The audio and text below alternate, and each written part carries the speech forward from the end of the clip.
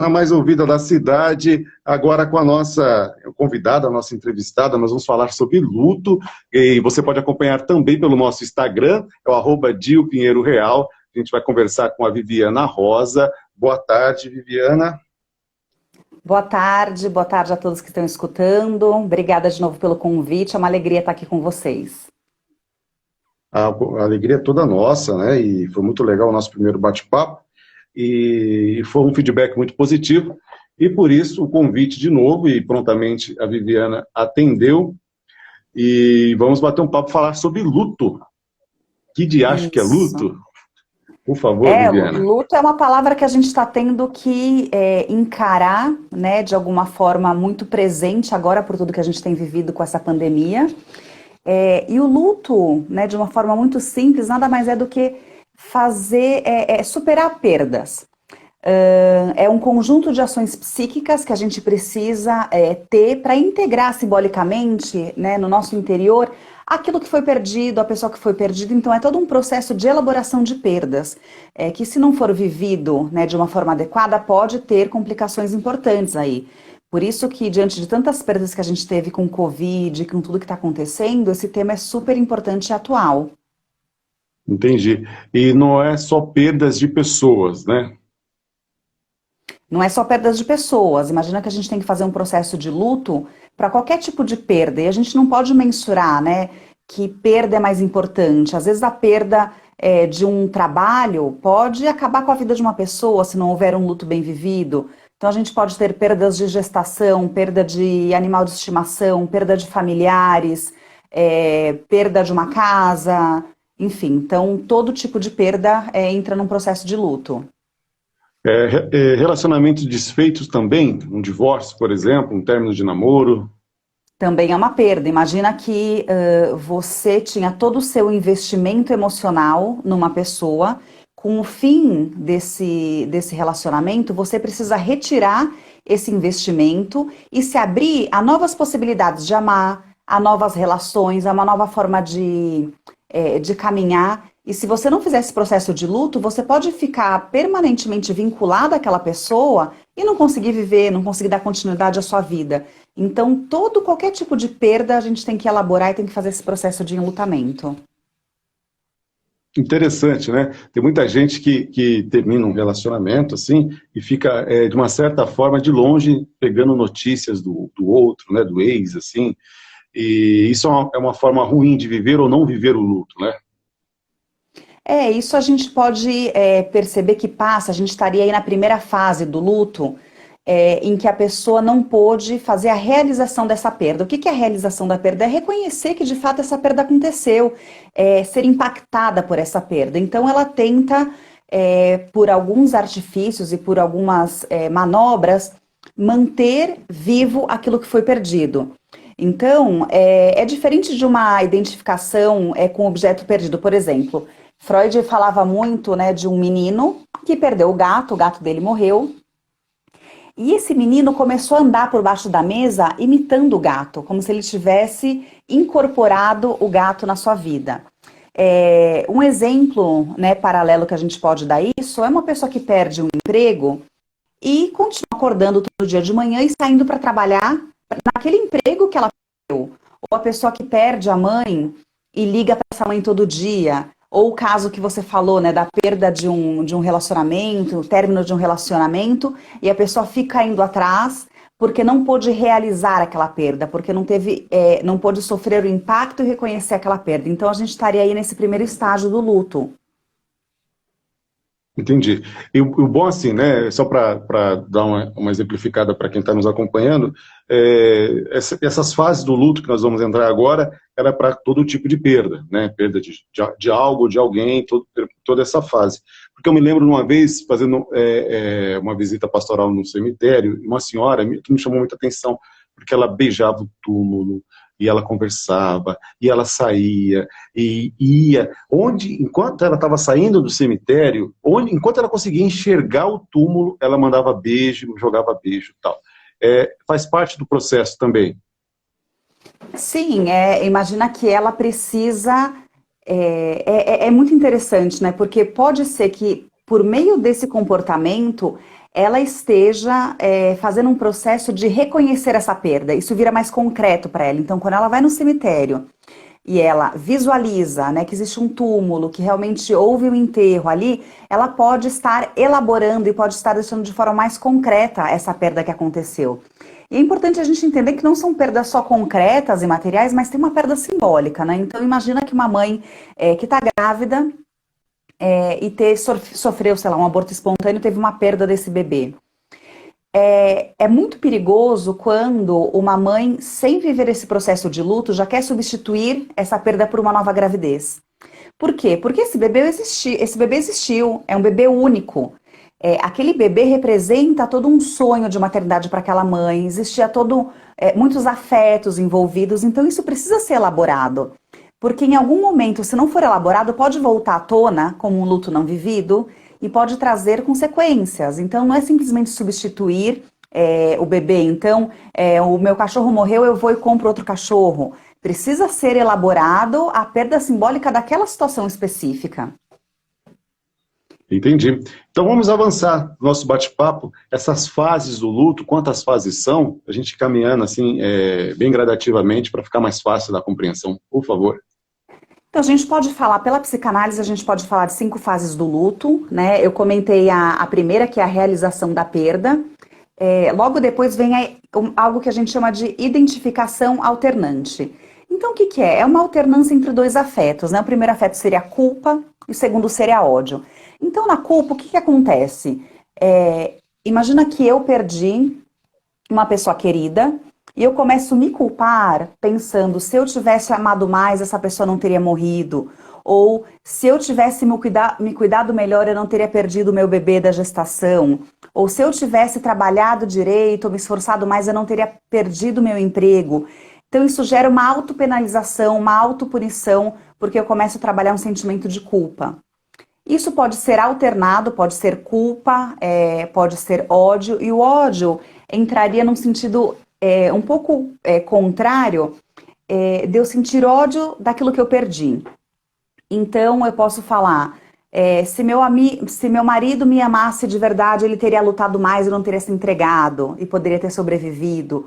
Ou se meu filho me amasse mais e tivesse mais consideração comigo, ele não teria pego o carro naquele dia e não teria se colocado em risco. Se meu chefe reconhecesse mais o meu trabalho, ele não teria me despedido. E aí eu começo a nutrir um sentimento de ódio, né, por conta da perda. Então a gente passa de um reconhecimento de que eu perdi, e agora o que eu faço com essa perda? Eu posso me sentir culpada ou eu posso nutrir ódio. Então a gente vai alternando esses afetos. Esse seria o momento 2. Interessante, né? Então, esse vai e vem, não é isso? Ela vai sentir ódio, vai sentir culpa, mas ela acaba se colocando de como o causador ou como vítima da situação. Por isso que ela tem essa alternância de sentimentos? Isso, exatamente. Ela precisa sentir algo, né? Para estar vivo e para sentir algo em relação àquela perda, ela precisa nutrir algum afeto. Então, ou ela vai para a culpa ou ela vai para o ódio. E depois disso, a gente tem o terceiro ponto, que são as perdas que se repetem. A gente vai concatenando uma perda com a outra. Então, aí entra a possibilidade do traumático, aí entra a possibilidade da pessoa não conseguir superar uma perda e ir para a melancolia. Por quê? Porque você imagina que ao longo da vida a pessoa pode ter tido várias perdas, que se elas não foram vividas de uma maneira natural e saudável, se não houve um luto, né, uma elaboração aí, o que vai acontecer? São várias perdas não elaboradas acumuladas, e aí numa situação que teoricamente seria mais leve, por exemplo, o meu peixinho, né, de estimação morreu. E de repente a morte desse peixinho causa um estrago que a morte da mãe não causou, que a morte do pai não causou, que a morte de um amigo muito próximo não causou. Mas a questão não é o peixe, a questão é todo o acúmulo das perdas não trabalhadas que vieram se acumulando e que aquele peixinho foi a gota d'água que transbordou o copo. Né? Então olha como é importante a gente ir elaborando todas as perdas, porque o que desestabilizou pode ter sido peixinho, mas era algo que já estava desequilibrado antes, que não estava trabalhado antes. Então, o terceiro ponto é toda a recuperação desses lutos que não foram elaborados. É mais um momento que a gente tem aí nesse processo. Interessante você falar isso, porque é muito comum, né? Eu vejo muitos casais reclamando que precisa-se de um detalhe muito pequeno para que haja uma explosão no relacionamento, né? Não secou o banheiro, aí fica aquela coisa, aquela bagunça toda, né? E assim, às vezes é um gatilho de algo vivido, né?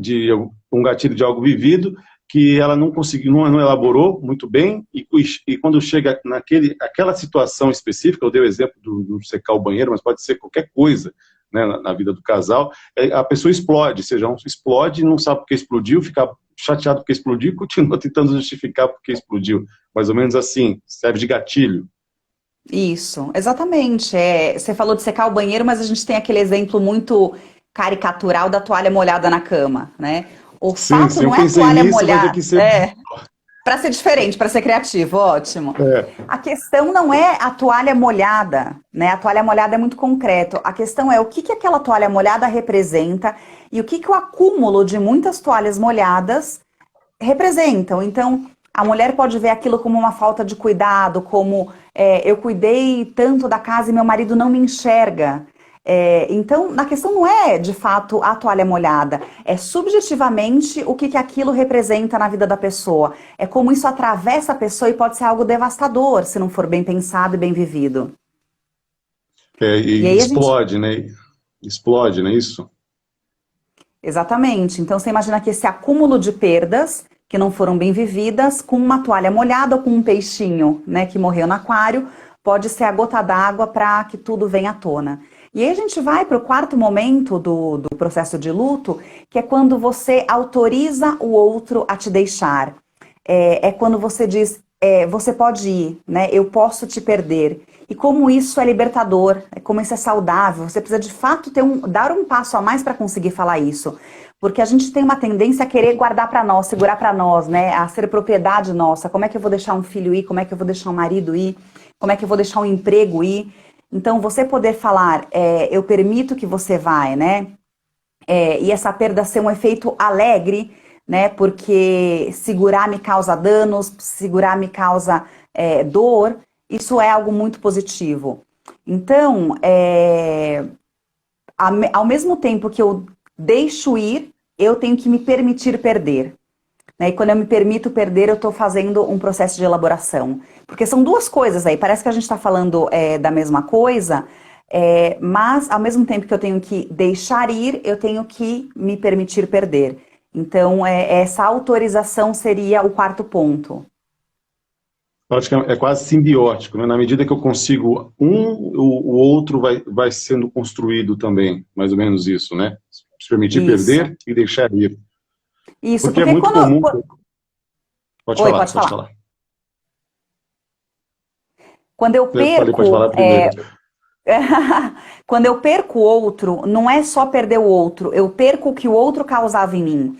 Então, se eu perco um amigo, eu não estou perdendo só esse amigo, eu estou perdendo todo o efeito positivo que uma tarde com ele jogando baralho me causava, toda a alegria que essa troca me causava. Então, quando eu abro mão do outro, eu estou abrindo mão também de uma parte minha que se vai com aquela pessoa. Né? Isso é muito importante. É claro que eu vou guardar, imagina que o processo de luto é eu conseguir ir enxugando tudo que aquela pessoa representava para mim, né? Deixando a essência dessa pessoa, sei lá, imagina que numa medalhinha, né? Eu pego uma massa, né, de representações e deixo numa medalhinha. Que eu posso carregar comigo porque aquilo não me pesa mais, então me permite caminhar. Né? Não é uma bagagem gigante que vai me custar para eu conseguir andar, para eu conseguir continuar vivendo. Mas aquilo ficou tão leve e aquela pessoa continua comigo, mas de uma forma que me permita andar. Então, esse quarto momento seria justamente essa autorização de deixar ir e essa autorização de eu poder perder. Seria mais ou menos o que costumam dizer, né? Que deixa de virar um sentimento ruim, dor, e passa a ser uma saudade, uma coisa gostosa de relembrar. Seria isso? Isso, aí a gente entra, você já tá afiado, né? Você já adiantou aí o quinto ponto, que Uh! Não, não tem problema, tô achando ótimo porque intuitivamente a gente já está chegando onde a gente precisa chegar, não é? Então, o Ok. quinto ponto seria justamente que o luto termina quando a gente sente que a gente se enriqueceu de alguma forma com aquela perda. Né? Parece um pouco estranho, né? A gente perde e enriquece. Como é que funciona isso? Porque no fundo o luto é algo bom, é algo que vai nos dar uma saúde psíquica após aquela perda. Então, eu posso pensar que eu vou ter uma herança com aquilo que aconteceu, que aquilo que foi perdido agora faz parte de mim.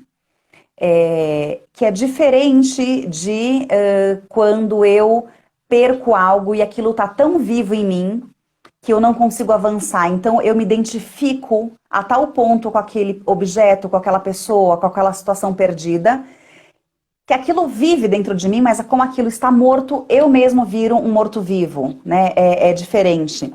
Então você imagina como é que eu posso pensar que a perda pode me trazer algo de bom, pode ter me enriquecido. Bom, a gente pode pensar na perda de um emprego que me fez ir para o mercado de trabalho e me projetou para um outro emprego. A gente pode pensar na perda de um bebê, né, de uma gestação, que me fez desejar mais ainda ser mãe, me fez ter um vínculo maior com a maternidade e me fez estar mais preparada para uma nova experiência. Ou a perda de um parente querido, da minha mãe, do meu pai, que me fez dar um novo sentido para a vida e me fez ressignificar muitas coisas. Então, ao mesmo tempo que eu posso introjetar essa pessoa de uma forma saudável em mim, o que eu vivi e o processo de luto me traz uma herança, né, de como eu vou viver daí para frente. Então, é muito positivo, né, de fato, não é algo ruim. É interessante porque seria mais ou menos, né? A semente precisa morrer para virar a árvore, né? É um processo de transformação, assim. Como a gente tem que sair do útero para conseguir continuar vivendo, Isso. e é um processo muito doloroso, né? Traumático até o processo do parto, ser expulso ali de dentro, sair, ser tirado, seja lá qual for a via do parto. E eu queria também, com isso, para a gente poder avançar mais um pouquinho, a pessoa, nesse processo, o fato dela talvez confundir, deixar o outro ir, com não amar o outro o suficiente para mantê-lo preso a mim, isso pode atrapalhar? Será que ela fala assim, não, nossa, você está tão bem, porque sempre tem um espírito de porco, quando você está se recuperando, chega em você, nossa, você está tão bem que parece que nem perdeu fulano, né? Não sei se você me ouviu, que acho que rodou ali, deu uma queda de sinal. Assim, o fato da pessoa ela não conseguir dar esse passo, o medo de que ao deixar o outro ir e se permitir ficar sem o outro, como se fosse um desamor, né, um desapego total. Deixa eu ver, acho que Sim, caiu aqui cortou, a cortou uma partezinha, conexão. mas eu peguei o final. Vamos ver se eu. Oi, voltei? Voltou? Voltou, voltou. A imagem não está bem, mas o áudio está chegando, então pode falar, por favor. Eu vou falando então e você me sinaliza, tá? Ok. Eu peguei o finalzinho, a sua questão foi sobre parecer um desamor, esse desapego de deixar o outro ir, é isso? Exato, exato.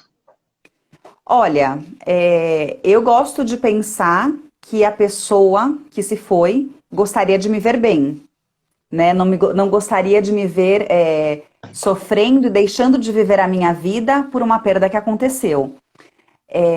Nesse sentido, eu consigo continuar a minha vida e dar sequência à minha vida, mesmo passando por esse luto, passando por essa perda. Porque eu seguir a minha vida não quer dizer que eu deixei de amar aquela pessoa. Quer dizer que aquela pessoa amada, ela está tão internalizada em mim e eu estou tão resolvida com isso que eu consigo seguir. Né, que eu consigo avançar, que eu consigo me abrir para novas experiências. Então eu não vejo como desamor, eu vejo como um amor muito maduro, né, que pode ser experimentado de você está vivo em mim, as representações do que a gente viveu estão internalizadas em mim, de uma forma tão bonita e tão leve que me permite seguir.